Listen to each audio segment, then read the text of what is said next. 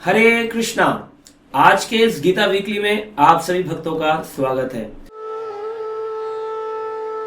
आज हम श्रीमद् भगवद गीता के चौथे अध्याय को प्रारंभ करने जा रहे हैं। इस अध्याय में हम चर्चा करेंगे भगवान की दिव्यता के बारे में। क्या उनकी दिव्यता है, कैसे भगवान का जन्म होता है, क्या भगवान के जन्म के कारण है, भगवान क्यों प्रकट होते हैं, और इन्हीं सभी प्रश्नों का उत्तर इस अध्याय में आपको प्राप्त होगा। और विशेष करके आज हम जिस प्रश्न पर चर्चा करेंगे, लोग अक्सर पूछते हैं भगवत गीता कितने वर्ष पुरानी है? क्या करोड़ों वर्ष पहले, या कुछ 5000 साल पहले महाभारत के समय गीता कही गई, या फिर आज के आधुनिक भक्तों ने इसको लिख दिया, राइटर्स या पब्लिशर्स ने इसको लिख दिया? किसने लिखा, कहां से आई? आइए इस प्रश्न का उत्तर देते हुए हम इस अध्याय को प्रारंभ करते हैं, जिस अध्याय के प्रथम श्लोक में ही भगवान ने कहा, श्री भगवान उवाच इमं विवस्वते योगं प्रोक्तवान अहम अव्ययम विवस्वान मनवे प्राह मनु इक्ष्वाकवे अब्रवीत्। श्री भगवान ने कहा, भगवान कहते हैं मैंने इस अमर योग विद्या का ज्ञान, अव्ययम, अव्ययम शब्द का अर्थ है ये ज्ञान कभी काल क्रम में नष्ट नहीं होता है। किसको दिया था? सबसे पहले इमं विवस्वते योगम, विवस्वान को दिया था। तो कौन है विवस्वान? विवस्वान सूरज के राजा हैं। जैसे हमारी कंट्री भारत है, इसके एक प्रधानमंत्री होते हैं, ऐसे ही सूर्य लोक के भी एक राजा है जिनका नाम है विवस्वान। ऐसे ही चंद्र भी एक स्थान है जहाँ के देवता है सोमदेव। और इसी प्रकार से स्वर्ग के राजा इंद्र भी एक गद्दी है और वहां के राजा है इस समय पुरंदर। तो ये बार बार चेंज होते हैं, कई प्रकार के इंद्र, कई प्रकार के चंद्रमा के राजा और कई प्रकार के सूर्य के राजा की चर्चा शास्त्रों में मिलती है। श्रीमद् भगवद गीता में इस बात को पुष्ट किया, भगवान स्वयं अपनी वाणी से कह रहे हैं मैंने इस ज्ञान को सबसे पहले सूर्य देव को दिया था। तो सूर्यदेव को ही क्यों दिया भगवान ने? क्योंकि ये ज्ञान राज ऋषियों को प्राप्त होने वाला था, जो राजा भी हो और ऋषि भी हो, जो साधु भी हो और मैनेजमेंट भी जानते हो, राज्य कार्यों को करना भी जानते हो, ऐसे व्यक्ति को चुनना था। इसलिए भगवान श्री कृष्ण ने सूर्यदेव विवस्वान को चुना। देखिए कहते हैं, ये ब्रह्म संहिता के अंदर श्लोक आता है, यक्षरेषु सविताम सकल ग्रहणाम राजा समस्त सुरमूर्तिरशेष तेजम यस्या गया भ्रमति समृत काल चक्रम गोविंदमादि पुरुषम तम अहम भजामि। तो गोविंद का भजन ब्रह्मा जी करते हैं और कहते हैं यक अक्षरेषु सविताम, सविता मतलब सूर्यदेव, उनकी आंख है भगवान श्री कृष्ण की, सूर्यदेव। और ये जो है राजा समस्त सुर मतलब होता है देवता, असुर मतलब होता है राक्षस। राजा समस्त सुर मूर्ति शेष तेजम, इनके अंदर से तेज निकलता है और ये सभी देवताओं के, सभी ग्रहों के राजा हैं। इवन हमारी साइंस की बुक्स में अगर हम जाके देखें तो हमें 6-7 की बुक्स में सोलर सिस्टम पढ़ाते हैं और वहां देखते हैं सूरज बीच में है, 9 प्लैनेट्स घूम रहे हैं आजू बाजू। तो सही मायने में किंग है प्लैनेट्स के सूरज, और ये बात ब्रह्म संहिता में भी पुष्ट होती है। मींस हमारे स्क्रिप्चर्स हैं बड़े साइंटिफिक हैं। मूर्ख हैं जो कहते हैं अजी साइंस की बात करो, ये हम गीता पाठ नहीं करना चाहते। गीता पाठ में मंदिर में माथा टिकाने की बात नहीं कही खाली, उसके अंदर साइंटिफिक नॉलेज दी। देखिए कितनी साइंटिफिक है। आगे कहते हैं ऐसे जो राजा थे और बड़े ही ऋषि पूर्ण है, इनका तेज का वर्णन किया गया शास्त्रों में। कहते हैं एक मुहूर्त 48 मिनट के अंदर 34,08,000 योजन, कितना? 34,08,000 योजन। एक योजन में 12 किलोमीटर होते हैं। इतना किलोमीटर, इतना योजन सिर्फ 48 मिनट में चलते हैं सूर्य रथ पर अरुण होते हैं, उनका एक रथ है और उस रथ को चलाने वाले कौन है? अरुण। और अरुण जो है वो उनकी अरुण लालिमा कहते हैं। जब सुबह सूरज निकलता है तो एक रेडिश कलर का फ्लेवर आता है आकाश में, वो उनका सारथी होता है। और फिर सूर्यदेव आते हैं। इनके घोड़े हैं, 7 घोड़े हैं इनके रथ में। तो सूरज प्रवेश करता है जब हमारे औरों से प्रकाश देता है हमारी दिशाओं में, तो सही मायने में वो अपने घोड़े पर होता है। तो लाल पहले सारथी आता है अरुण, और फिर सूर्यदेव प्रवेश करते हैं। तो इसको अगर हम कैलकुलेट करें, एक सेकंड में 14,170 किलोमीटर, एक सेकंड में 14,170 किलोमीटर। कोई है एरोप्लेन इतनी तेज गति से चलने वाला? ये सूरज की गति है। और इसीलिए पूरी पृथ्वी 24 घंटे का चक्कर काट जाती है और हम कहते हैं अब रात हो गई, फिर दिन हो गया, फिर रात हो गई। ये सूरज घूम रहा है कितनी तेज गति से। ये गति शास्त्र में वर्णन है। 7 घोड़ों का रथ लेकर के सूर्यदेव चलते हैं, राजा भी हैं, ऋषि भी हैं। इसलिए भगवान ने कहा मैंने ये ज्ञान सबसे पहले किसको दिया? सूरज के देवताओं को, विवस्वान को ये ज्ञान मैंने दिया। कब दिया? अब उनकी भी टाइम बताया गया। कब दिया ये ज्ञान? 12 करोड़ 4 लाख वर्ष पहले। कितना? 12 करोड़ 4 लाख वर्ष पहले। गीता भी नहीं आई है। गीता प्रेस गोरखपुर ने नहीं लिख दी खाली अकेले कि उन्होंने लिख दी, इस्कॉन ने नहीं लिख दी। किसने लिखी है? 12 करोड़, इतने 12 करोड़ 4 लाख वर्ष पहले ज्ञान भगवान ने किसको दिया? सूर्य के देवता विवस्वान को दिया। फिर विवस्वान ने काल क्रम में ये ज्ञान किसको दिया? आगे उन्होंने सबसे पहले मनु को, कि हम सब मनुष्य है ना, तो मनुष्य, मनु मतलब मानव जाति जो है ये मनु से प्रकट होती है, मनु और शत्रुपा। तो जो मनु थे, मनु महाराज, उनका नाम है 7वें मनवंतर में एक मनु आते हैं जिनको वैवस्वत मनु कहते हैं। और उन वैवस्वत मनु को इन्हीं सूर्यदेव ने ज्ञान पुनः स्थापित किया और कहा अब तुम मानव जाति को इस गीता के ज्ञान को देना।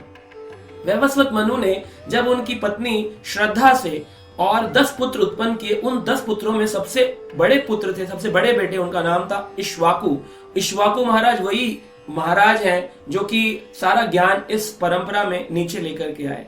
तो आप देखिए, पहले 12 करोड़ वर्ष पहले दिया, उसके बाद मनु को मिला, मनु से फिर इक्ष्वाकु को मिला, और इक्ष्वाकु महाराज से ये ज्ञान धीरे धीरे धीरे धीरे समाप्त हो गया था। भगवान श्री कृष्ण ने आज से 5000 वर्ष पहले इसे पुनः, ध्यान से सुनिए, पुनः मतलब दोबारा अर्जुन को दिया।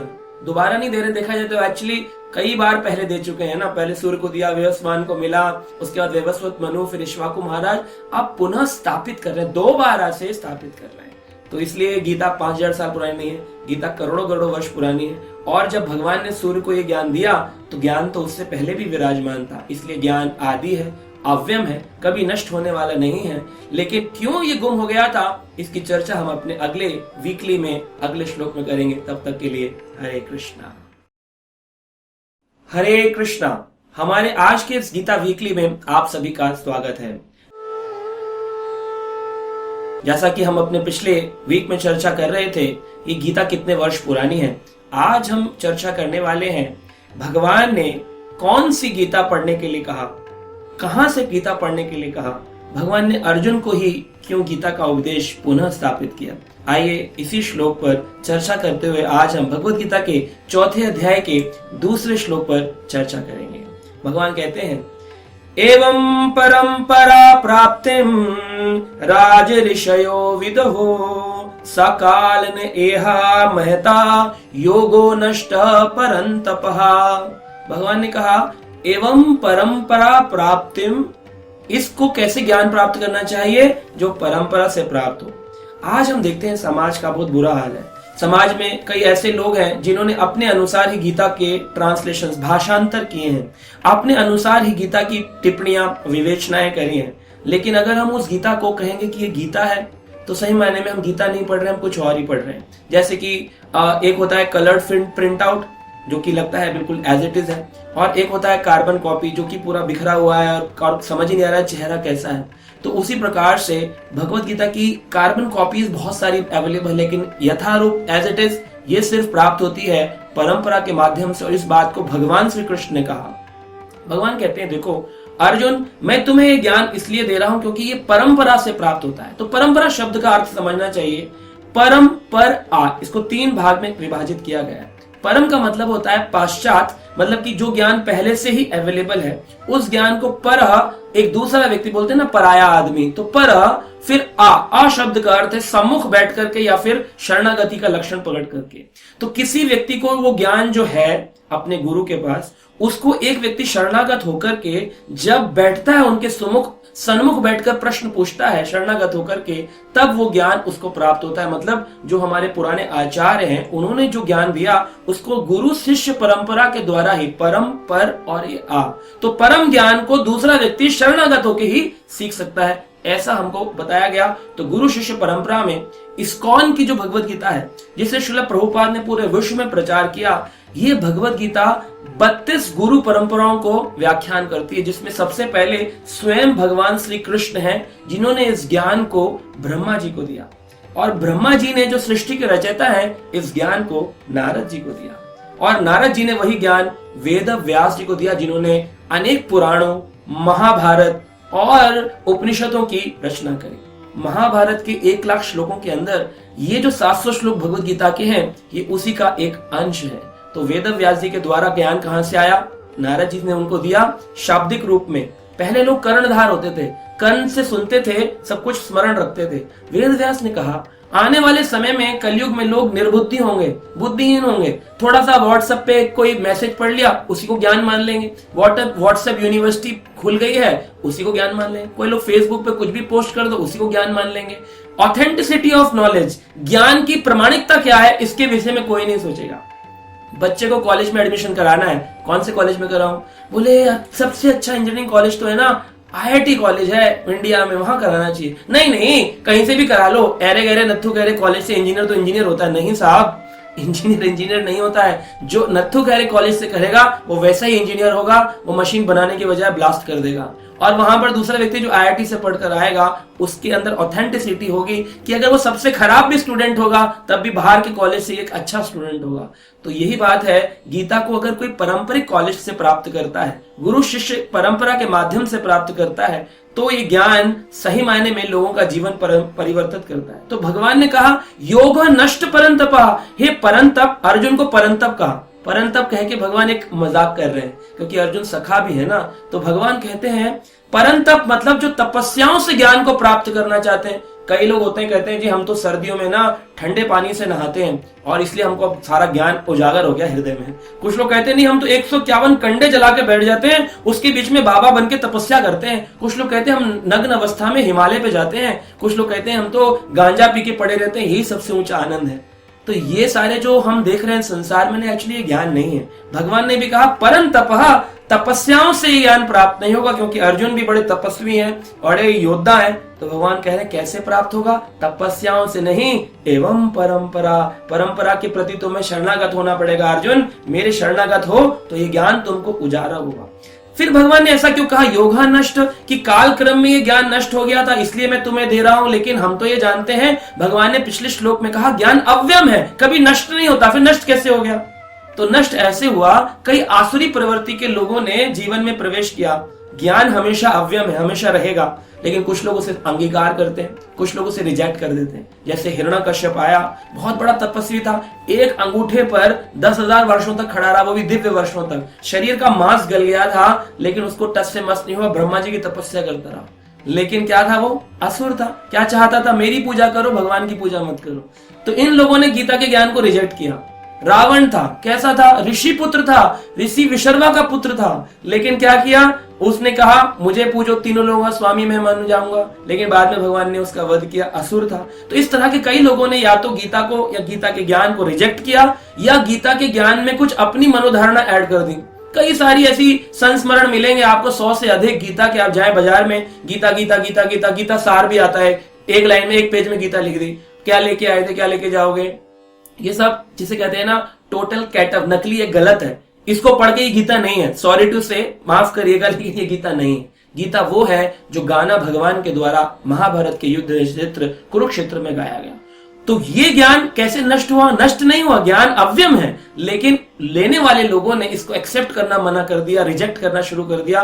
तो भगवान ने कहा जब ये ज्ञान है लेकिन रिजेक्ट कर रहे हैं लोग, तो कोई ऐसा राज ऋषि ढूंढना पड़ेगा जब मैं इसको पुनः स्थापित कर सकूं। तब उन्होंने अर्जुन को चुना, जो राजा भी हैं, क्योंकि अर्जुन राजा बनने वाले हैं, पांडव विजय पाने वाले हैं महाभारत के युद्ध में, और ऋषि भी हैं क्योंकि भगवान के शरणागत भक्त हैं। इसलिए इस ज्ञान को परंपराओं के द्वारा प्राप्त करना चाहिए। श्रील प्रभुपाद इस परंपरा के 32वें गुरु हैं, जो वेद व्यास की श्रृंखला में 32वें नंबर पे आते हैं। तो ये जो ज्ञान है, लोग बोलते हैं जी आदमी ने लिख दिया होगा ना जी, पूरा ज्ञान कृष्ण से ऊपर ने नीचे दिया, नीचे से फिर नीचे आया, नीचे से फिर नीचे आया।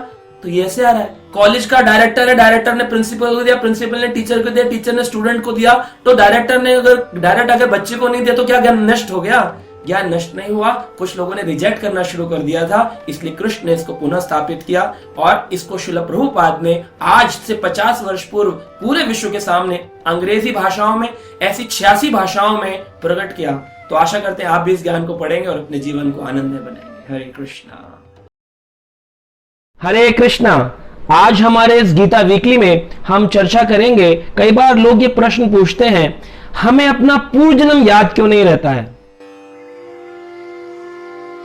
तो यहां पर आज भगवान श्री कृष्ण अर्जुन को भी यही प्रश्न का उत्तर दे रहे हैं। और भगवान गीता के चौथे अध्याय के श्लोक संख्या 5 में कहते हैं, बहुनी में व्यतीतानि जन्मानि तव चार्जुना तान अहम वेद सर्वाणि ना तुम वेत्या परंतपा। भगवान यहां पर कह रहे हैं कि मुझे सब कुछ याद है अर्जुन, लेकिन तुम भूल गए हो। देखिए, अभी हमने पिछले ही कुछ एपिसोड में चर्चा किया कि गीता का ज्ञान भगवान श्री कृष्ण ने अर्जुन से पहले 12 करोड़ 4 लाख वर्ष पहले सूर्य के देवता विवस्वान को दिया था। लेकिन अर्जुन यहां पर प्रश्न उठा रहे हैं कि भगवान, आपका जन्म तो मुझे लगता है मेरे ही आगे पीछे हुआ है, क्योंकि हम दोनों तो सखा और भ्राता हैं। तो आप बात करते हैं कि आपने 12 करोड़ वर्ष पहले ये ज्ञान दिया था सूर्य के देवता विवस्वान को। तो कई बार लोग भी ऐसे गीता पर संशय उठाते हैं, अरे ये सब कहने की बातें हैं, मन घड़ंत बातें हैं, अरे कैसे भगवान ने 12 करोड़ वर्ष पहले दे दिया, कृष्ण भगवान तो 125 साल के लिए ही धराधाम पे आए थे। ऐसे क्वेश्चन लोगों के भी होते हैं। तो आइए आज इन सभी प्रश्नों की चर्चा करते हैं। देखिए, पहली चीज तो ये समझनी चाहिए, एक जीव में और भगवान में भेद होता है। जीव जो होता है वो कुछ याद नहीं रख सकता कि मेरे साथ क्या हुआ था 12 साल पहले। अरे 12 साल पहले छोड़िए, ये 12 महीने पहले क्या हुआ था ये भी उसे याद नहीं रहता। 12 महीने छोड़िए, 12 दिन पहले क्या खाया था ये भी शायद ही किसी को याद हो। लेकिन भगवान कौन है? जो 12 करोड़ वर्ष पहले जो बात बोली थी, गीता का ज्ञान वो भी याद है। और इस बात को हमें समझना चाहिए। इसी से स्थापित होता है कि संसार में कृष्ण भगवान ही भगवान है। कई धूर्त ऐसे आ गए हैं समाज में जो अपने आप को साधु बताते हैं, गुरु बताते हैं और कहते हैं हम भगवान के अवतार हैं। अजी, आप भगवान के अवतार हैं तो आपको भी याद रहना चाहिए ना 100 करोड़ जन्म पहले क्या हुआ था, 10 करोड़ जन्म पहले क्या हुआ था।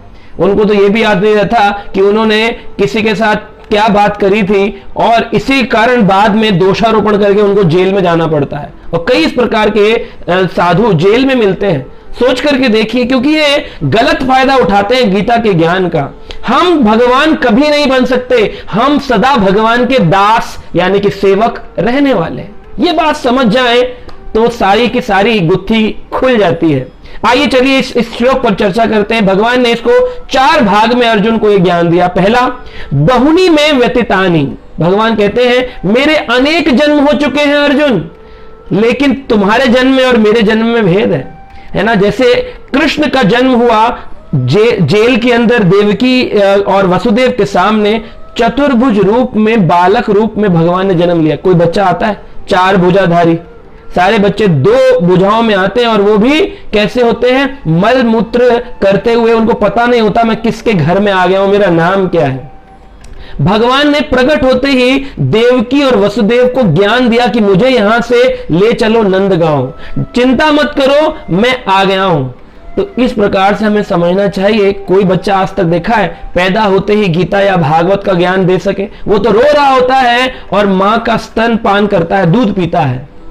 आप देखें कि कृष्ण भगवान जब आए तो उन्होंने पहले से ही अपने पार्षदों को अपने लोक से, देवकी, वासुदेव, नंद, यशोदा, ग्वाल बाल, गोपियां, सबको अपने आध्यात्मिक लोक से संसार में भेजा था।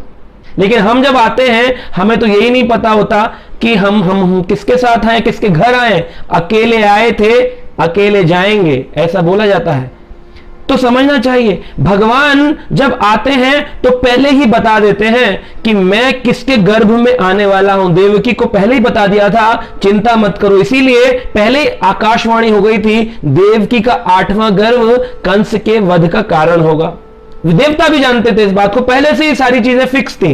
लेकिन हम आते हैं, हमें नहीं पता होता कि हमारे माता पिता कौन बनेंगे। हमारे माता पिता हमें सिखाते हैं ये मम्मा है, ये पप्पा है। सोचिए, फिर भी हम में से कोई जीव इस बात को घोषणा कर दे मैं भगवान का अवतार हूं। मूर्ख और धूर्त ऐसी बातें करते हैं। दूसरा भगवान कहते हैं जन्मानि तव च अर्जुन, अर्जुन मेरे तो अनेक जन्म हो चुके हैं और तुम्हारे भी अनेक जन्म हो चुके हैं। लेकिन अर्जुन के और भगवान के जन्म में क्या भेद है? भगवान दिव्यता से जन्म ले रहे हैं, उनका शरीर परिवर्तन नहीं हो रहा है, वो वही के वही है, हर बार अनेक अनेक रूपों में प्रकट हो रहे हैं, जन्म ले रहे हैं। लेकिन वही जीव बार बार एक शरीर छोड़ करके देहांतर करता है, दूसरे शरीर में प्रवेश कर जाता है। तो एक शरीर छोड़ा, फिर दूसरे शरीर में प्रवेश किया, फिर एक शरीर दूसरे शरीर, जैसे एक गाड़ी का ड्राइवर पुरानी गाड़ी को छोड़ करके नई गाड़ी ले लेता है, इस प्रकार से जीवात्मा बार बार नए शरीर छोड़ती जाती है और पुराना शरीर छोड़कर नया शरीर धारण करती जाती है। तो इस प्रकार से हमें समझना चाहिए। और तीसरी लाइन में भगवान कहते हैं तान अहम वेदम सर्वाणी, कृष्ण कहते हैं मुझे सब कुछ याद है। तान अहम वेदम सर्वाणी, लेकिन मुझे सब कुछ याद है अर्जुन, तुम्हारे भी अनेक जन्म हुए, मेरे भी अनेक जन्म हुए, लेकिन तुम्हारे कुछ याद नहीं। तान अहम वेदम सर्वाणी, मुझे सारा ज्ञान, वेद मतलब होता है ज्ञान, मैं सब कुछ जानता हूं। इसीलिए भगवान कहते हैं भूत वर्तमान भविष्य ये सब कुछ मैं बता सकता हूं। और भगवान जानते हैं कि तुमने 50 जन्म पहले ये किया था, 100 जन्म पहले ये किया था। कृष्ण कभी भूलते नहीं है। लेकिन ना तुम वेथ्या परंतप, हे परंतप, परंतप कह के भगवान अर्जुन का एक थोड़ा सा मजाक भी कर रहे हैं कि तपस्या करते हो, शत्रुओं का दमन करते हो, बड़े ही तपस्वी हो, बड़े ही शक्तिशाली हो, लेकिन कुछ याद नहीं है तुमको। उपहास करके इसी मजाक में कह रहे हैं परंतप। भगवान ने अलग अलग नामों से भगवान ने अर्जुन को पार्थ, कभी परंतप है ना कह करके, सभी सव्यसाची कहकर पुकारा है। तो यहां परंतप कह रहे हैं बड़े तपस्वी हो, शत्रुओं का दमन करते हो, लेकिन ये बात नहीं समझ रहे हो कि तुम्हें कुछ याद नहीं रहता। कैसे? जैसे एक छोटा सा बच्चा है और उसके पिताजी हैं। पिताजी कहते बेटा जब तुम छोटे थे ना, तुम क्रॉल करते थे तो कभी कभी तुम गिर जाते तो तुम्हारे सिर पे चोट लगती थी। बच्चा कहता पापा मैं ऐसा होता था, मैं गिर जाता था। कह रहा हाँ, और तुम तोतली भाषा में बोलते थे, तब तुम्हें ये साइंस और मैथ्स नहीं, इंग्लिश नहीं आती थी। अच्छा ऐसा होता है? तो वो बच्चा समझता नहीं है, नहीं नहीं पापा आप झूठ बोल रहे, मैं ऐसा तो नहीं करता हूँ। तो इस प्रकार से कई ऐसी कहानियां उनके माता पिता उन्हें बताते हैं जो बच्चा भूल गया होता है लेकिन पिता को याद रहता है। अब यही पिता अपने बच्चे को स्कूल छोड़ने जा रहा है तो बच्चा कई बार सोचता है मेरे पिता और मैं दोनों तो गाड़ी की पहली वाली सीट पे बैठे हैं, पिताजी चला रहे हैं, मैं इधर बैठा हूं, लेकिन हम दोनों में भेद क्या, हम दोनों तो कार में बैठे हैं और मुझे नहीं लगता कि पिताजी जो बोल रहे हैं कि उनको आज से 50 साल पहले की बात याद है, मुझे नहीं लगता कि उनको याद होगी। तो पिताजी कहते हैं नहीं नहीं बेटा मुझ पर विश्वास करो, मुझे याद है 50 साल पहले की, तुम तो भी 15 साल 20 साल के ही हो, तुम्हें याद नहीं लेकिन मुझे याद है। तो इस तरह से हम देखें भगवान श्री कृष्ण और अर्जुन एक ही रथ पर सवार हैं, भगवान चला रहे हैं पिता के समान और अर्जुन पीछे बैठे हैं। लेकिन अगर कोई व्यक्ति सोचे कि अर्जुन और कृष्ण ये दोनों तो दोस्त थे, दोनों ही जीवात्मा थे, एक राजा अर्जुन थे, एक राजा कृष्ण थे, एक द्वारका के राजा थे, एक दिल्ली के राजा थे, ऐसा नहीं है। एक भगवान थे, एक जीव थे, लेकिन वो जीव भगवान के सबसे बड़े सेवक थे, सखा भाव में भगवान की सेवा करते थे, इसलिए भगवान ने उनको ये गुह्यतम ज्ञान दिया। आशा करते हैं हम भी जान जाएंगे कि हमें अपना पूर्व जन्म क्यों नहीं याद रहता, क्योंकि हम जीव हैं, और दूसरा भगवान ने बड़ी हम पर कृपा करी है, हमें याद नहीं रहता है। ये भगवान की विशेष कृपा है, भगवान गीता में आगे बताते हैं। क्योंकि अगर हमें याद रहता तो हम इस परिवार में जिसमें हमारा जन्म हुआ है हम एडजस्ट नहीं हो पाते, क्योंकि भगवान के अनेक रिश्ते हैं। भगवान ऋषियों से भी संबंध बनाते हैं, गोपियों से भी बनाते हैं, कौशल्य आदि से भी बनाते हैं, राम रूप में, कृष्ण रूप में अनेक अनेक संबंध भगवान बनाते हैं, लेकिन उनका किसी से भी अटैचमेंट नहीं होता है, क्योंकि भगवान के 6 ऐश्वर्यों में से एक ऐश्वर्य है कि वो सबसे बड़े वैरागी है। लेकिन हम बद्ध जीवात्मा है, हमें एक अटैचमेंट ऐसा हो जाता है कि मृत्यु आती है तो लोग चिल्लाते हैं अरे मुझे बचा लो, मैं मरना नहीं चाहता हूं। तो ये भेद है, हम जीव हैं, भगवान भगवान है। इसलिए कृष्ण की बराबरी मत करिए। आपको पूर्व जन्म याद नहीं रहता है, अच्छी बात है, इस जन्म में आप भगवान की गीता पढ़िए, अपने जीवन को कृष्ण को समर्पित करिए और भगवान के धाम में जाइए। हरे कृष्ण। आपका स्वागत है आज के गीता वीकली में। लोग अक्सर एक प्रश्न पूछते हैं, हे भगवान इतनी तकलीफें हैं संसार में, आखिर तुम हो कहां? ये प्रश्न पूछते हैं। आइए आज गीता के कुछ चुनिंदा श्लोकों पर हम चर्चा करेंगे, जिससे ये पता चलता है भगवान कितने प्रकार के अवतार लेते हैं, भगवान कब अवतार लेते हैं और अभी भगवान क्या कलयुग में आ चुके हैं। तो आइए इस प्रश्न का उत्तर भगवत गीता के 4थे अध्याय के श्लोक संख्या 7, 8 और 9 में दिया गया है। पहले 7वें श्लोक की चर्चा करते हैं। यदा यदा ही धर्मस्य ग्लानिर्भवति भारत अभ्युत्थानम अधर्मस्य तदात्मानं सृजाम्यहम्। अब भगवान यहां कह रहे हैं यदा यदा ही धर्मस्य ग्लानिर्भवति भारत, हे भरत पुत्र, जब भी धर्म की ग्लानि होती है यानी कि धर्म में कमी आती है, तब मैं क्या करता हूं, यहां पर साथ के साथ मैं देखता हूं अभ्युत्थानम अधर्मस्य, और अधर्म की प्रधानता हो गई है, मतलब धर्म नीचे गिर रहा है और अधर्म बढ़ता जा रहा है। तदात्मानं सृजाम्यहम्, तब मैं सृजन करता हूं। सृजन मतलब प्रकट होते हैं। तो भगवान का प्राकट्य जो है वो सूर्य के समान है। जैसे सूर्य सुबह सुबह निकल आता है, प्रकाशमान होता है और रात्रि में चला जाता है, पर ये नहीं कहते सूरज का जन्म हुआ और अब सूरज मर गया।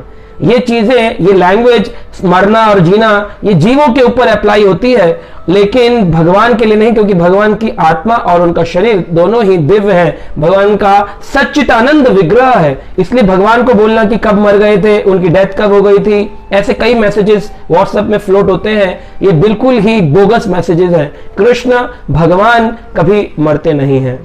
अब यहां पर दूसरी बात आती है, भगवान ने कहा कि वो आते क्यों हैं।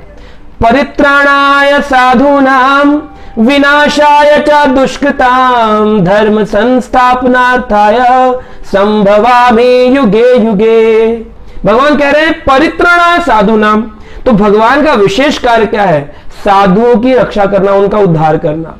विनाशाय च दुष्कृतां, अब चलो साथ में अगर आ ही गया हूं तो थोड़ा दुष्टों का विनाश भी कर दूं। जैसे कि आप अपने किसी पुराने मित्र के मिलने के लिए गांव में जाते हैं, उसके बेटे की शादी, और आप तो बाहर शहर में रहते थे और कई वर्षों से आप अपने गांव के मकान को देखने नहीं गए, लेकिन आप जब गए वहां पर मेन कार्य था मित्र के पुत्र की शादी में जाना अपने गांव में, लेकिन जब वहां गए अपना मकान देखा तो उसमें गंदगी थी, जाले थे, मिट्टी थी, तो आपने सोचा आए तो है, अपना घर भी चलो साफ करते चलते हैं। तो वहां हमारा जाने का प्रथम कार्य मकसद क्या था, मित्र के पुत्र के विवाह में हमें जुड़ना था, और सेकंड कार्य क्या था कि चलो अपने घर को भी साफ कर देना। ऐसे ही भगवान जब अवतरित होते हैं उनका प्रथम कार्य है हम अपने भक्तों का उद्धार करना, और सेकेंडरी कार्य है कि चलो दुष्टों का भी विनाश कर देते हैं, और तीसरा कार्य है धर्म संस्थापना अर्थाया, धर्म को पुनः स्थापित करते हैं। जब देखते हैं धर्म की ग्लानि हो गई है, अधर्म बढ़ता जा रहा है,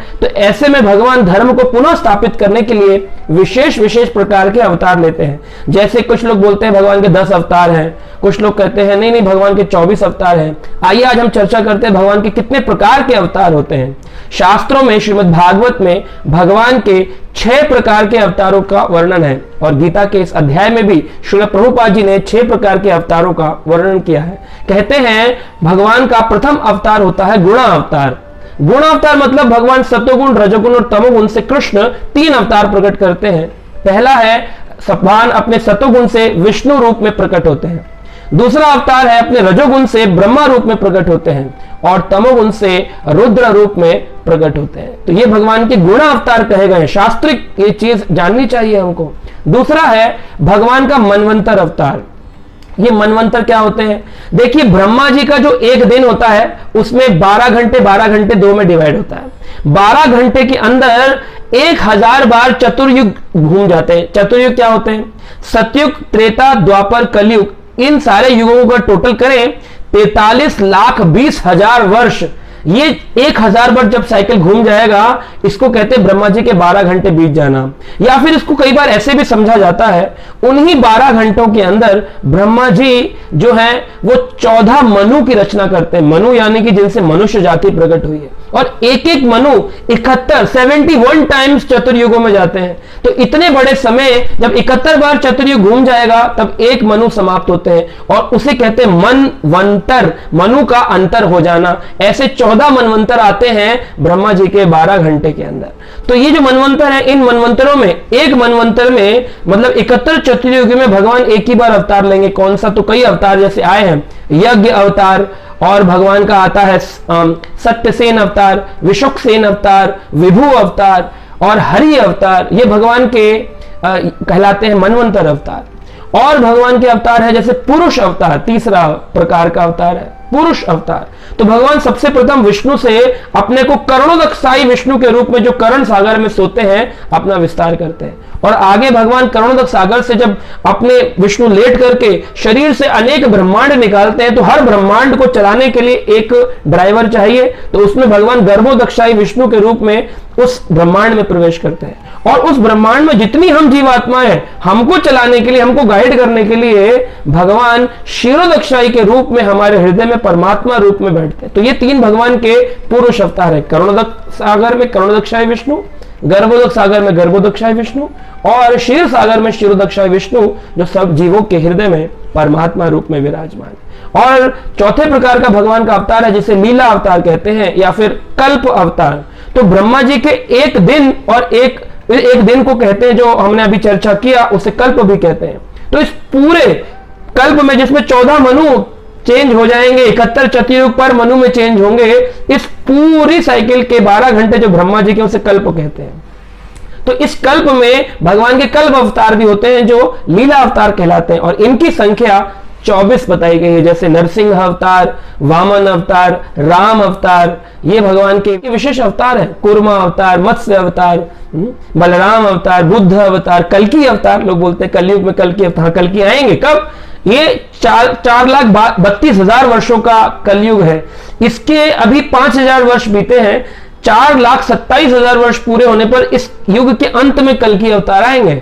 तो भगवान तो नहीं आ रहे हैं। और फिर आगे अवतार आते हैं भगवान के, जिन्हें युगा अवतार कहते हैं। हर युग में भगवान आते हैं।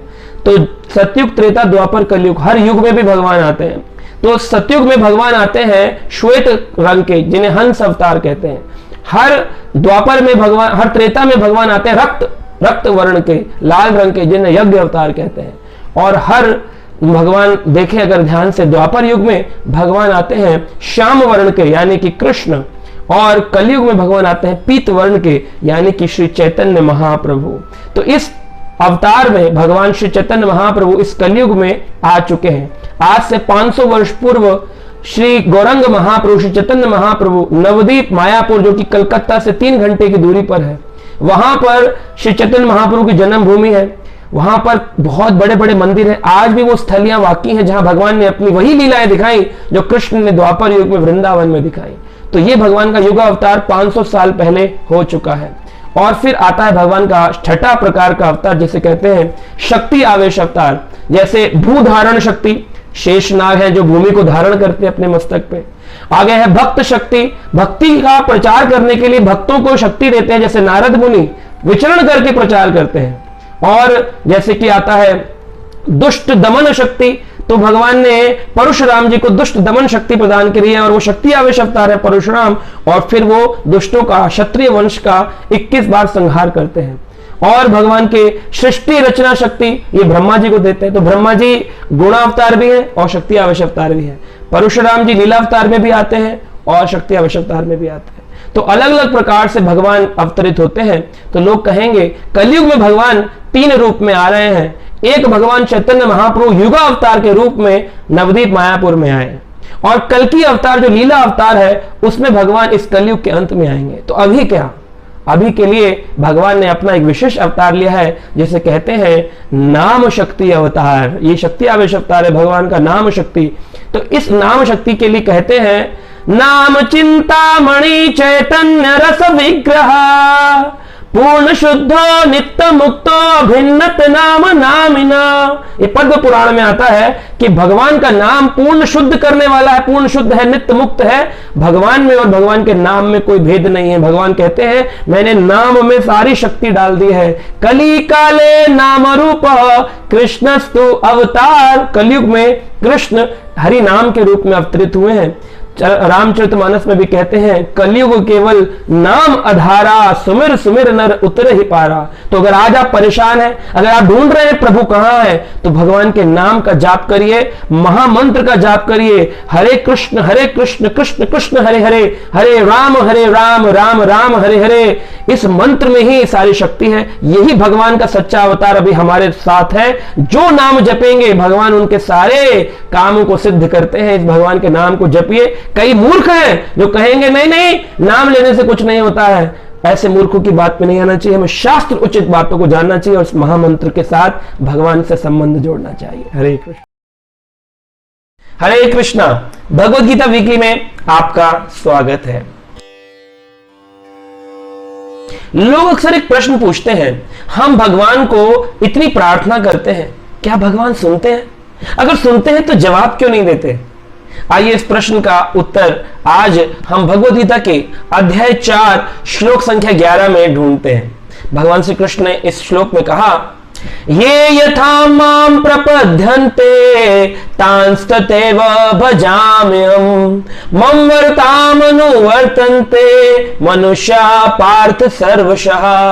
भगवान कहते हैं, ये यथाम माम प्रपद्यन्ते, जो जितनी प्रतिशत मेरी शरण में आता है, ताम ततेव भजामि हम, उतनी ही प्रतिशत मैं भी उस व्यक्ति के जीवन में आता हूं।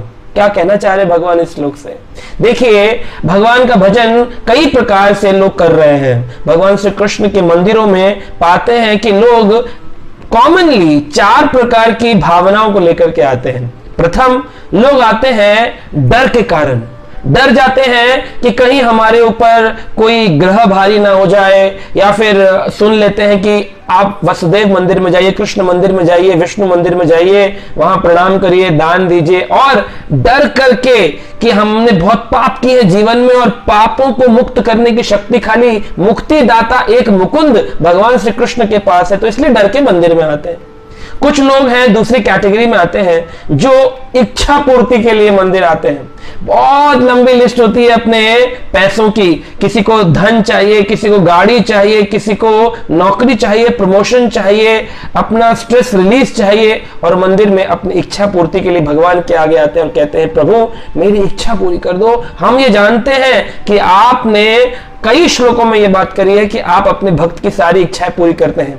आपने सुदामा ब्राह्मण की इच्छा पूरी करी और अपने मित्र सुदामा को आपने द्वारकापुरी के समरूप सुदामापुरी बना दिया। आपने ध्रुव महाराज को प्रसन्न होकर के 36,000 सालों का राज्य प्रदान किया।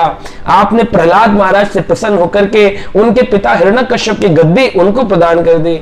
हमें भी राजा बना दीजिए ना भगवान, हमें भी कहीं का राजा बना दीजिए। ऐसी प्रार्थना लेकर लोग भगवान के मंदिर में जाते हैं। देखिए, और तीसरे प्रकार के लोग होते हैं जो भगवान के मंदिर में जाते हैं ड्यूटी मान करके। मेरे पिताजी ब्राह्मण थे या मेरे पिताजी भक्त थे, मेरे पिताजी भी कृष्ण मंदिर जाया करते थे, तो कई प्रकार के मंत्रों से भगवान के पास आते हैं। ओम नमो भगवते वासुदेवाय नमः, ओम श्री कृष्ण शरणम ममः।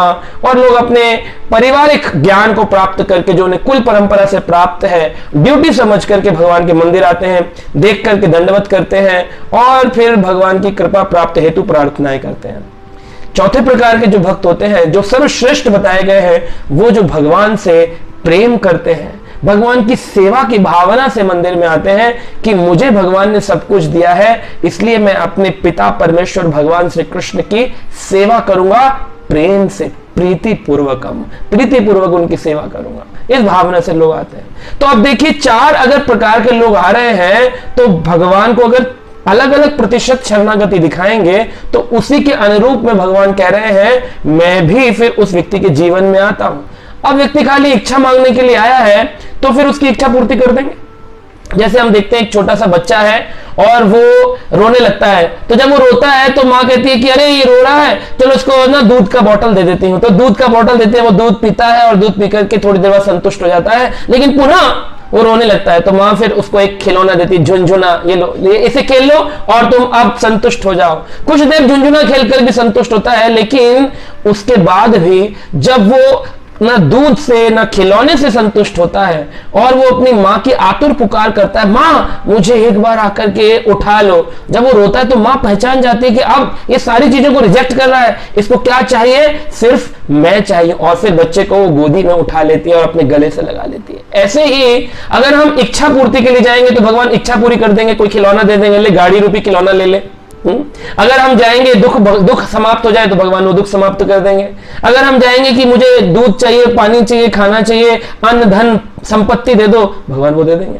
लेकिन अगर मैं रोऊंगा भगवान से कि हे प्रभु मैं आपका मंत्र जपता हूं, हरे कृष्ण कृष्ण कृष्ण हरे हरे, हरे राम राम राम हरे हरे, हे प्रभु कृपया करके मुझे आलिंगन करिए, मुझे आप अपनाइए, मेरी प्रार्थनाओं का जवाब दीजिए, मुझे आपसे मिलना है। जब कोई व्यक्ति भगवान से मिलना चाहते हैं तभी भगवान भी उस व्यक्ति से मिलेंगे। ये बात भगवान ने यहां बोल दी है। एक छोटा सा गांव था, बताते हैं उस गांव में पुजारी आरती किया करते थे, शंख बजाया करते थे, और एक व्यक्ति था जो कि शूद्र जाति का ही था, लेकिन उसका नियम था रोज ठाकुर जी के मंदिर, कृष्ण मंदिर आता था और कुछ पुष्प ला करके वो उनके दरवाजे पर चढ़ाता था। वहां के ब्राह्मण जो थे, जाति ब्राह्मण जो कि भक्त नहीं होते हैं स्वभाव से, वो कहते हैं कि भाई उन जमाने में नियम को पालन करते थे कि एक व्यक्ति को हम मंदिर में प्रवेश नहीं करने देंगे, लेकिन ऐसा नहीं होना चाहिए। मंदिरों में ब्राह्मण, क्षत्रिय, वैश्य, शूद्र जो भी भक्त है सभी के लिए समरूप से मंदिर ओपन होना चाहिए। लेकिन यहां पर इस गांव में शूद्र जाति के व्यक्ति को आने नहीं देते थे, और जब वो व्यक्ति आने का प्रयास करता था उसे कहते बाहर से ही आप अपनी पूजा अर्चना करिए, सिर्फ ब्राह्मण लोग ही अंदर जाएंगे। और इसी प्रकार से वो नित्य प्रतिदिन आता था। लेकिन एक दिन गांव में भारी वर्षा हुई, पूरे गांव में बाढ़ आ गई, पानी भर गया। पुजारी जी अपनी आरती करने नहीं गए, लेकिन वो व्यक्ति जो शूद्र जाति का था वो गया और उसने अपने पुष्प अपने जाकर के भगवान पैर के गया और मंदिर में चढ़ाए। जब अपने पुष्पों को वहां उसने अर्पित किया तो क्या देखता है, प्रकाश पुंज प्रकट हुआ और भगवान साक्षात कृष्ण प्रकट हो गए और उस व्यक्ति को दर्शन दे रहे हैं। वो प्रसन्न हो गया, उसको भक्ति प्राप्त हो गई, भगवान ने उसका आलिंगन किया। क्या मैं तुम्हारी शरणागति से प्रसन्न हो गया हूं, क्योंकि तुमने सारी विषम परिस्थितियों को त्याग करके अपने नियम को, अपनी भक्ति को कायम रखा है। तो यही भगवान कह रहे हैं, तुम जिस प्रतिशत में मेरी शरण में आते हो उसके अनुपात में मैं ही तुम पर कृपा करता हूं। जो पुजारी वहां आ रहा था, ऐसा नहीं कि सारे पुजारी ही खराब होते हैं या सारे पुजारी अच्छे ही होते हैं, ये व्यक्ति विशेष के ऊपर निर्भर करता है। यहां जो पुजारी था इस गांव में, उनकी सेवा तो थी भगवान की पूजा करना, लेकिन उनके अंदर उतनी श्रद्धा नहीं थी जितनी इस शूद्र व्यक्ति में थी, और इस शूद्र को भगवान ने दर्शन दिया। जब पुजारी को पता चला तो ब्राह्मण कुल के व्यक्ति ने उस शूद्र के चरण पकड़ लिए और कहा, ठाकुर जी के दर्शन पाए, तुमने प्राप्त कर लिए, तुम बहुत ही विरले संत हो जिनको भगवान ने दर्शन दिए हैं। अपने हाथों को मेरे मस्तक पर रख दो ताकि मुझे भी कुछ शुद्ध बुद्धि मिले और मैं भगवान की शरण में जा सकूं। तो यही भगवान समझाना चाहते हैं, आप अपनी प्रार्थनाओं को जितना प्रतिशत शरणागति के साथ भगवान के सामने रखेंगे, भगवान भी उतने ही प्रतिशत में आपके जीवन में प्रकट होंगे, आपसे बात करेंगे और आपकी दुविधाओं को जरूर सॉल्व करेंगे। हरे कृष्णा हरे कृष्णा। आज की गीता वीकली में आप सभी का स्वागत है। अक्सर लोग एक प्रश्न पूछते हैं, ऐसा कौन सा कर्म करें कि जिसके लिए हमको कोई पाप या फल ना भोगना पड़े। आइए चर्चा करते हैं। भगवान श्री कृष्ण ने अर्जुन को भगवत गीता के 4 अध्याय के 17 नंबर श्लोक में क्या सिखाया। भगवान कहते हैं, कर्मणो हि अपि बोधव्यम च विकर्मणा अकर्मणश्च बोधव्यम गहना कर्मणो गति। भगवान कह रहे हैं गहना कर्मणो गति। हे अर्जुन, कर्म की गति बड़ी गहरी है, इसकी बारीकियों को समझना बड़ा ही मुश्किल है। कोई भाग्यशाली व्यक्ति इन कर्मों को समझ पाता है। लोग तो सोचते हैं कर्म किए जा, अरे कल का क्या सोचना है, बस कर्म किए चले जाओ, है ना। तो ऐसा नहीं है। लोग बोलते हैं कर्म ही पूजा है। कौन से कर्म की बात भगवान ने करी है? 3 प्रकार के कर्म हैं, सकर्म, विकर्म और अकर्म। सकर्म यानी कि वो कर्म जो हम पुण्य प्राप्ति हेतु करते हैं।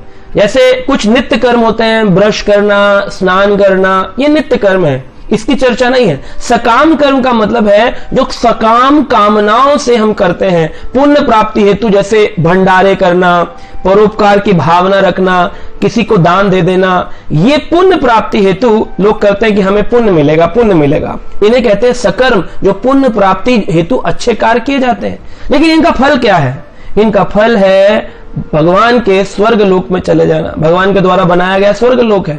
और स्वर्ग लोक में जाने के बाद क्या होता है, क्षीणे पुण्यम मृत्यु लोकम विशंति। जैसे ही जो पुण्य से आप वहां पहुंचे हैं, पुण्य के क्षीण हो जाने पर पुनः पृथ्वी पर आना पड़ेगा। जहां से गए गाड़ी वापिस वहीं आ गई, गाड़ी वहीं वापिस आ गई। अब बात करते हैं विकर्म की।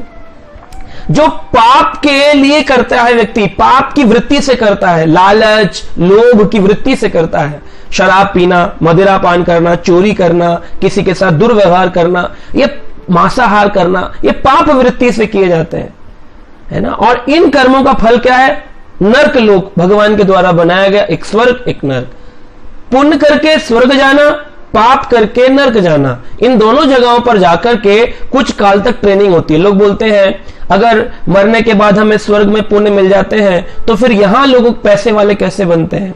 और कुछ लोग बोलते हैं कि पाप का फल तो नरक में मिल जाता है, तो फिर लोगों को यहां संसार में दुख क्यों मिलते हैं। देखिए, इसमें एक छोटी सी सूक्ष्म बात समझने वाली है। हम जब यहां कोई भी कर्म करते हैं, आत्मा जब कोई कार्य करती है, तो उस आत्मा को निकाल करके भौतिक शरीर तो उसका अंतिम संस्कार में जला दिया या दफना दिया जाता है, लेकिन उस आत्मा को एक अतिवाहक शरीर मिलता है, जिसे कहते हैं कि भाई वो ट्रांसपेरेंट बॉडी होती है, और उस शरीर में आत्मा को रख करके ले जाया जाएगा उसके जजमेंट डे पर। और स्वर्ग अनुसार अगर उसके पुण्य होंगे तो स्वर्ग में, और पाप अनुसार उसको नरक में भेजा जाएगा। स्वर्ग में वो पुण्य के अनुसार खूब भोग करेगा, है ना, अपने सुंदर सुंदर कुंडों में नहाएगा, वाहनों पे घूमेगा, बुखार भी नहीं आएगा, पसीना भी नहीं आएगा, और बहुत अच्छा आनंदित रहेगा। लेकिन पुण्य समाप्त होने पर वो अपने ही पुण्यों के कारण किसी पैसे वाले घर में दोबारा जन्म ले लेगा। लेकिन वो व्यक्ति जिसने पाप किए हैं वो नरक में जाएगा, अतिवाहक शरीर के साथ कष्ट भोगेगा, बाद में उसकी आत्मा को निकाल करके इसी नरक संसार, इसी संसार पृथ्वी पर किसी जानवर की योनि में या फिर किसी ऐसे शरीर में भेजा जाएगा जहां उसे कष्ट उठाने पड़ेंगे। तो स्वर्ग और नरक जो है वो ट्रेनिंग ग्राउंड्स हैं, वहां ट्रेनिंग होकर के वापस व्यक्ति को इसी पृथ्वी पर आकर भोग करना पड़ता है। तो ये समझने वाली बात है। तो हम ऐसा कौन सा कर्म करें जिससे हमें इस पृथ्वी पर वापस सुख और दुख भोगने ना आना पड़े। क्योंकि मान लीजिए आज आप सुख भोग के भी वापस आ जाते हैं और सुख भोगते हैं संसार में, पैसे वाले बन जाते हैं, किसी बड़े रईस खानदान में जन्म होता है, लेकिन क्या गारंटी है कि हमारी पाप वृत्ति नहीं होगी। क्योंकि हम अधिकतर देखते हैं जिनके पास अधिक धन है, ऐश्वर्य है, वो पाप में गिर जाते हैं, गलत कामों में गिर जाते हैं। पब्स में जाना, बार्स में जाना, मदिरा पान करना, है ना, स्त्री प्रसंग संग करना, वैसे कार्य कौन करते हैं जिनके पास अधिक धन है, अपव्यय करने के लिए, वेस्ट करने के लिए वैसे कार्य करेंगे, ड्रग्स करना। तो हम देखते हैं कि एक व्यक्ति पुण्य करके गया, स्वर्ग भोगा, वापस पृथ्वी पर आया, अच्छे खानदान में आया, फिर पाप करने लगा, फिर नर्क गया, नर्क से वापस आया, अब तो है ही निचली योनि में, फिर चोरी डकैती करी, फिर उसके बाद में इस प्रकार से ये चक्र घूमता रहता है। तो करें क्या? भगवान कह रहे हैं और अकर्मणा ही बोधव्यम, अकर्म करो। तो अकर्म का क्या मतलब है? लोग सोचते हैं अकर्म मतलब कोई कर्म नहीं करना, खाली बैठ जाना। नहीं, वो कर्म जो भगवान कृष्ण की प्रसन्नता के लिए किया जाए। सुबह से लेकर के रात तक 24 घंटे में आप हर कर्म को भगवान को समर्पित कर सकते हैं। जैसे साधारण सा से ब्रश करना, आप सोच सकते हैं मैं इसलिए कर रहा हूं ताकि मैं भगवान का जब दर्शन करने जाऊं तो मेरे मुख से दुर्गंध ना आए। स्नान करना सुबह उठ करके ताकि मैं भगवान के दर्शन करने जाऊं तो स्वच्छ हृदय से और स्वच्छ बाहरी शरीर से भगवान का दर्शन करूं। पैसे कमाने जाना, नौकरी करना इसलिए ताकि मैं उसका कुछ अंश भगवान की सेवा में लगा सकूं। ऑफिस जाना इसलिए कि मैं अगर अच्छा आदमी बनता हूं, इन्फ्लुएंशियल व्यक्ति बनता हूं, तो मैं अगर 10 लोगों को बोलूंगा कि गीता पढ़ो तो 10 लोगों में मेरा इन्फ्लुएंस जा सकता है। पढ़ाई किस लिए करना? ताकि मैं अगर इंजीनियर बनता हूं तो मैं इन्फ्लुएंशियल इंजीनियर बनके कुछ ऐसा योगदान करूंगा सोसाइटी में, लोग मेरी बात को सुनेंगे, तब मैं अपने मैसेज को लोगों तक पहुंचा पाऊंगा।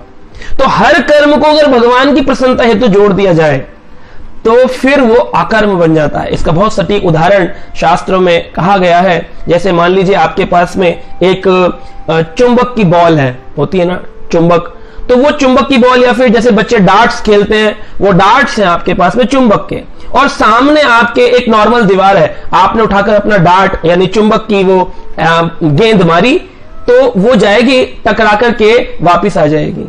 लेकिन वहीं आपने सामने वो चुंबक की गेंद एक लोहे की दीवार पर, तब ये मैग्नेट को आप डालेंगे, फेंकेंगे तो क्या होता है? डार्ट्स चिपक जाते हैं, गेंद चिपक जाती है, ऐसे ही लोहे की दीवार पर जाकर के वो चिपक जाएगा। तो कर्म तो दोनों लोगों ने किया, लेकिन एक ने कौन सी दीवार पे किया? नॉर्मल दीवार पर, एक ने लोहे की दीवार पे किया। लोहे की दीवार वाले का एक्शन तो हुआ लेकिन रिएक्शन नहीं हुआ, और नॉर्मल दीवार वाले पर एक्शन हुआ, साथ में रिएक्शन भी हुआ। तो लोग संसार में कर्म और विकर्म में अच्छे और बुरे का फल प्राप्त कर रहे हैं। लेकिन जो व्यक्ति कृष्ण को समर्पित करता है, कृष्ण यानी कि लोहे की वो दीवार जिस पर किए गए कर्म का कोई रिएक्शन नहीं है। हम खाना खाते हैं, भगवान को भोग लगाते हैं, बाद में प्रसाद खाते हैं। हम भी बोल रहे हैं, सारा दिन लोगों से बोल रहे हैं, वीडियोस में बोल रहे हैं, लेकिन क्यों? कृष्ण प्रसन्नता हेतु, मैसेज लोगों तक पहुंचाने के लिए। तो इनके रिएक्शंस नहीं है। लेकिन यही मैं अपने लिए बोलने लग जाऊं, है ना, अपने गुणगान करने लग जाऊं, या फिर मैं कोई फिल्मी गाने गाने लग जाऊं, फिल्मी चीजों पे मैं बातें करने लग जाऊं, तो मुझे उनके रिएक्शंस भोगने पड़ेंगे, अच्छे या बुरे। तो आशा करते हैं आप इसे समझ गए होंगे और अपने जीवन को भगवान श्री कृष्ण की प्रसन्नता हेतु जिएंगे।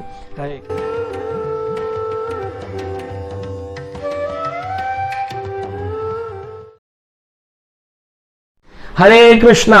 आज के इस गीता वीकली में आप सभी का स्वागत है। आज हम चर्चा करेंगे भगवत गीता के अध्याय 4 के श्लोक संख्या 40 पर। इसमें भगवान ने अर्जुन को क्या ज्ञान दिया? आज्ञश्च अश्रद्धानश्च संशयात्मा विनश्यति, नायं लोकोऽस्ति न परो न सुखम संशयात्मनः। भगवान कह रहे हैं अज्ञश्च, जिन लोगों को शास्त्रों का ज्ञान नहीं है, जो अज्ञ हैं। एक होता है ज्ञ, ज्ञ मतलब जानने वाला, और अज्ञ मतलब जिनको ज्ञान नहीं है। भगवान कहते हैं शास्त्रों का जिनके पास ज्ञान नहीं है, अज्ञ है, और अश्रद्धानश्च, जिनको शास्त्रों पर श्रद्धा नहीं है। तो आज हम देखते हैं कि हमारे समाज में अनेकों ऐसे लोग हैं जो अपने ही वैदिक हिंदू शास्त्रों पर मजाक उड़ाते हैं। हम देखते हैं कितने ऐसे कॉमेडियंस हैं जो आज भगवान के ऊपर जोक्स करते हैं, भगवान के ऊपर हंसाते हैं लोगों को। गणेश जी की सूंड पर हंसाएंगे, कृष्ण की रासलीला पर हंसाएंगे, और हमारे ही हिंदू धर्म के, सनातन धर्म के लोग क्या करते हैं? बैठ करके हंसते हैं और टिकट लेकर कर ऐसी पिक्चर्स देखते हैं। तो इस मीडिया के, इन लोगों के हम अगर सपोर्टर बने रहेंगे और शास्त्रों का अध्ययन नहीं करेंगे, तो एक समय ऐसा आएगा हमारे वैदिक शास्त्र पूर्ण रूप से लुप्त हो जाएंगे। लेकिन अगर लुप्त हो गए और हमने नहीं पढ़े तो क्या होगा? भगवान कह रहे हैं नायम लोको अस्ति ना परो ना सुखम संशयात्मनः। उस व्यक्ति को ना तो इस लोक में सुख मिलेगा, नायम लोको, ना परो, ना ही परलोक में सुख मिलने वाला। इसलिए बहुत जरूरी है हम बच्चों को भगवत गीता पढ़ाएं। प्रहलाद महाराज कहते हैं बचपन से ही कौमार आचरितो प्रज्ञो, व्यक्ति को कौमार अवस्था में ही, जब जन्म होता है उससे 5 वर्ष तक की आयु को कौमार अवस्था कहते हैं। 5 वर्ष के बाद पौगंड अवस्था आती है, और फिर 10 वर्ष के बाद कैशोर अवस्था आती है। तो हम बच्चे को कौमार अवस्था में ही गीता का ज्ञान देना चाहिए। लेकिन हम देखते हैं आज भी लोग जो इस्लामिक धर्म के हैं, वो लोग हर शुक्रवार को अपने बच्चों को मस्जिद ले जाते हैं, नमाज पढ़ाते हैं। ईसाई धर्म के लोग अपने बच्चों को बाइबल पढ़ाते हैं, चर्च ले जाते हैं। लेकिन जो सनातनी लोग हैं, जो हिंदू धर्म को फॉलो करते हैं, वो लोग हफ्ते के किसी भी दिन उन्होंने नहीं चुना है, वो बच्चों को मंदिर लेके जाएंगे या फिर गीता जैसे शास्त्र, भगवत गीता जैसे शास्त्र को पढ़ाएंगे। उस पर अगर पढ़ाते भी हैं तो फिर श्रद्धा नहीं होती है। जब देखिए स्कूल में बच्चा जाता है तो रेफरेंस बुक मिलती है उसको, और उस बुक के सहारे उसका एडमिशन होता है, चाहे एलकेजी, यूकेजी, फर्स्ट, सेकंड, पूरा जीवन बिना बुक के क्लास में एडमिशन नहीं। तो उन बुक्स को किसी व्यक्ति ने लिखा और उसमें 2 + 2 = 4 सिखाया गया, उसको सब स्वीकार करते हैं और उसको स्वीकृति देकर के पूरा जीवन अपना बीटेक, एमटेक, बीबीए, एमबीए सब पढ़ाई करते हैं। 2 + 2 = 4 फॉर्मूला हमेशा फिक्स रहता है। लेकिन वहीं जब बात आती है शास्त्रों की तो लोग बोलते हैं अरे नहीं नहीं, ये तो किसी इंसान के द्वारा लिख दिया गया है। तो ये इंसान के द्वारा लिखा गया तो मैथमेटिक्स किसने लिखा था? भगवान ने लिखा था। तो ये बल्कि उल्टा, ये जो शास्त्र है, भगवत गीता स्वयं कृष्ण की वाणी है। किसने लिखा? वेद व्यास जी के द्वारा लिखा गया है। वेद व्यास जी कौन है? भगवान के शक्ति आवेश अवतार, भगवान की शक्ति का आवेश अवतरण हुआ। और क्यों? वो जब महाभारत जैसा महान ग्रंथ लिखने वाले थे, उसके अंदर 18 पर्व है, 1,00,000 श्लोक हैं। इतनी बड़ी महाभारत लिखने के लिए स्वयं वेद व्यास जी गए थे ब्रह्मा जी के पास में और कहा, ब्रह्मा जी का आह्वान किया बद्रीनाथ में और कहा, ब्रह्मा जी आप मुझे आदेश दीजिए कि एक ऐसा राइटर चाहिए जो इस महाभारत को जल्दी से लिख सके, क्योंकि मैं उच्चारण करूंगा और कोई लिख दे। तो जब इस प्रकार से कहा गया तो ब्रह्मा जी ने कहा कि आपके लिए सबसे उत्तम राइटर रहेंगे गणेश जी, स्वयं गणेश। कहा कैसे? कहा उनका एक दंत टूटा हुआ है, एक दंतधारी, वो एक दांत उनका राइटिंग के लिए काम आता है, शाही में डुबोते हैं, लिखते हैं, आप उनको ले लीजिए, वो फास्ट राइटर है। गणेश जी को आवाहन किया गया, गणेश जी भी उस बद्रीनाथ धाम में प्रकट हुए, बोले जी वेदव्यास जी क्या करनी है सेवा? कहा सेवा है आपको महाभारत लिखना है, 1,00,000 श्लोक। कहा ठीक है मैं लिखूंगा, लेकिन एक शर्त है, मैं बीच में कहीं रुकूंगा नहीं, और दूसरी बात जब तक मैं किसी चीज को स्वीकार नहीं करूंगा तब तक मैं आगे बढ़ूंगा नहीं। तो अब वेदव्यास जी सोचने लगे कि ये तो जो है ना रुकेंगे भी नहीं और साथ में किस चीज को स्वीकार नहीं करेंगे तब तक आगे नहीं बढ़ेंगे। और इस प्रकार से वेदव्यास जी ने मानव लीलाएं कर रहे थे, उन्होंने कहा मुझे तो अपनी नित्य क्रियाएं करनी होती हैं, ये तो देव लीला कर रहे हैं, देवता की योनि में है, मुझे लीला करनी है मानुष लीला, तो मैं क्या करूं? मैं अगर बीच में नित्य क्रिया के लिए जाऊंगा तो ये छोड़ देंगे। इसलिए कभी कभी वेदव्यास जी ऐसे ट्विस्टेड, ऐसे गहन श्लोक बोलते थे, स्क्रैच करते थे अपनी बुद्धि को, और गणेश जी बोलते थे ये तो कुछ समझ नहीं आया, सोचते थे, विचारते थे, तब तक वेद व्यास जी अपना नित्य क्रिया का कार्य करके गायत्री आदि हरि नाम जाप करके लौटते थे और फिर कहते थे आगे का श्लोक अब समझ में आया गणेश? गणेश कहते थे हाँ समझ में आ गया, लिखते थे। तो देखा जाए तो ये महाभारत किसने लिखा? वेद व्यास जी ने बोला जो भगवान के शक्ति आविष्कार है, और लिखा किसने? गणेश जी ने लिखा। अब गणेश जी जब लिख रहे हैं तो वही गणेश जी स्वीकार कर रहे हैं, भगवान जब गीता के अंदर कहते हैं मत पर तरम न अन्य किश्चित अस्ति धनंजय, हे धनंजय मुझसे बढ़कर इस संसार में कुछ भी नहीं है। ये बात कौन स्वीकार कर रहे हैं? गणेश जी। वो कह सकते थे मेरे पिता शिव, आप उनका नाम क्यों नहीं बोल रहे वेदव्यास? वो है महान। आप तो बोल रहे हैं कि सबसे बड़े कृष्ण हैं और कह रहे हैं कि कृष्ण भगवान ने बोला मुझसे बढ़कर कुछ नहीं है कुरुक्षेत्र के युद्ध में। तो इस बात को गणेश जी ने भी स्वीकार किया और इसीलिए उन्होंने गीता में लिखा। तो ये गीता कहां है? महाभारत के उस 1,00,000 श्लोकों के अंदर ही 700 श्लोकों की भगवत गीता है।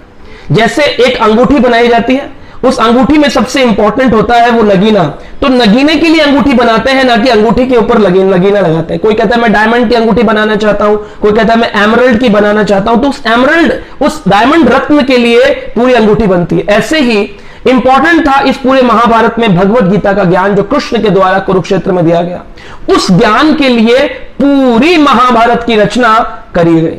तो अब आप समझ सकते हैं ये शास्त्र पढ़ना कितना जरूरी है। अगर आप चाहते हैं आपके बच्चों में संस्कार है, अगर आप चाहते हैं आज सोसाइटी में कोई दुर्व्यवहार ना करे, आप चाहते हैं सोसाइटी में लोग इज्म्स में ना फंस जाएं, है ना, लोग किसी इज्म में फंस गए, मैं इस इज्म का हूं, मैं हिंदुइज्म हूं, मैं बुद्धिज्म हूं, मैं नेशनलिज्म हूं, मैं अमेरिकनिज्म हूं, तो इज्म्स में ना फंस जाएं, फैंटिज्म में हूं, डायनिज्म में हूं, तो कोई इज्म्स में ना फंसे। इसलिए हमारे श्रील प्रभुपाद कहते थे कि व्यक्ति को शास्त्रों को पढ़ना चाहिए, ज्ञान लेना चाहिए और श्रद्धावान होना चाहिए। तब हम देखेंगे कि हमारे परिवारों में परिवर्तन आ रहा है। तो हम आशा करते हैं आप भी अपने बच्चों को गीता का ज्ञान देंगे, अपने परिवार को गीता का ज्ञान देंगे, गीता वीकली देखते रहेंगे और जरूर हफ्ते में एक ना एक दिन मंदिर जाएंगे और अपने जीवन को साकार बनाएंगे। हरे